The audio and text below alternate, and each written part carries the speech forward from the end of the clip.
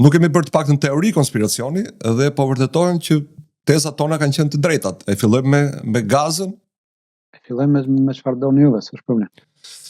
Atëherë, ta fillojmë nga ngjarjet e fundit. Është firmosur një marrëveshje paqeje ku ka munguar Nusja dhe Dhëndri. Pra është bërë dasma, Nusja dhe Dhëndri nuk kanë qenë pranishëm, Izraeli dhe Hamasi nuk e kanë firmosur. A është kjo një marrëveshje e vërtet paqeje? E para do ta kundërshtoj, nuk kemi të bëjmë me një marrëveshje paqe, por vëmendje kemi të bëjmë vetëm me një armë pushim.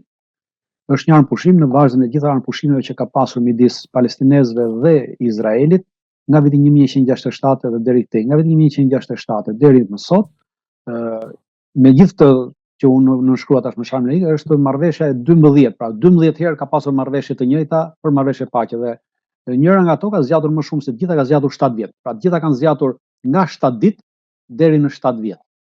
Këto marrëveshje armëpushimi dhe në të gjitha rastet, në të 12 rastet janë servirur si marrëveshje paqe.